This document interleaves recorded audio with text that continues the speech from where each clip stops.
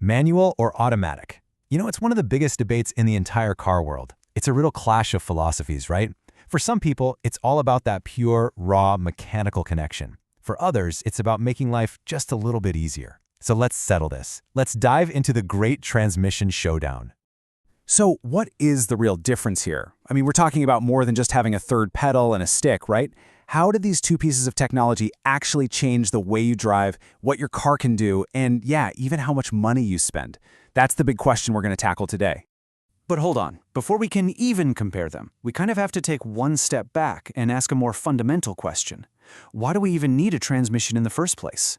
It all boils down to this core engineering problem that every single gas-powered car has to figure out.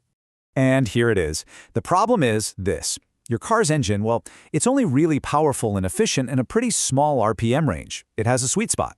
But your wheels? They need to do everything, from crawling at 2 miles an hour in a parking lot to screaming down the highway. A transmission is the brilliant piece of kit that makes both of those things possible. And it does all this using something called gear ratios. Honestly, the best way to think about it is just like the gears on a bicycle. You know how you shift into a low gear to get up a steep hill? That's a ton of power but not much speed. Then you get on a flat road, shift into a high gear, and you can cruise along really fast. A car's transmission is doing that exact same thing, constantly trading power for speed whenever you need it.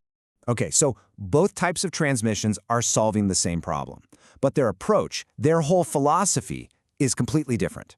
One is all about giving you direct, hands-on control, while the other is about smart, effortless convenience.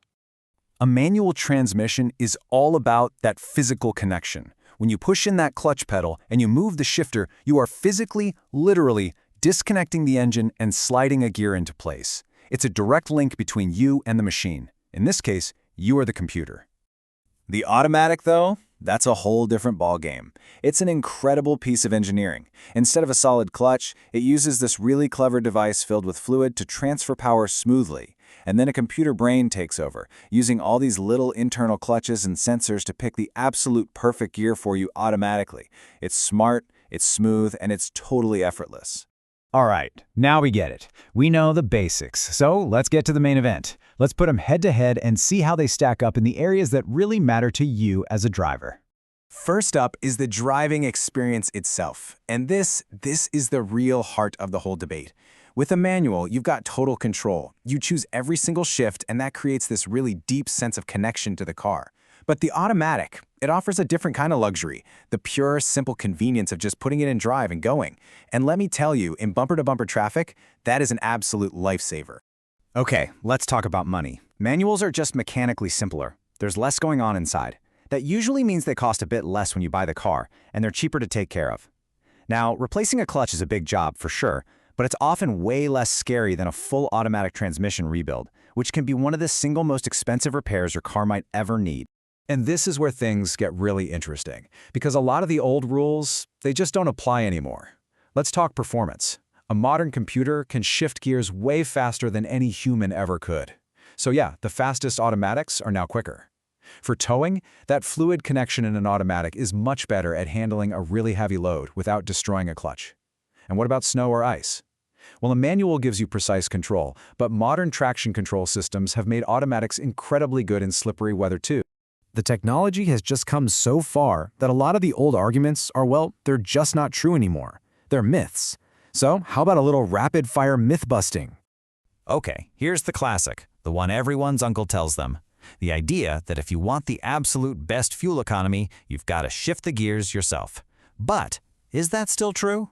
The simple answer? Nope, not anymore. Think about it, with so many gears to choose from, we're talking 8, 9, even 10-speed automatics now. That computer can keep the engine in its most efficient sweet spot way more precisely than a person can. That old gas mileage gap, it's gone. And a lot of the time, the automatic actually wins now.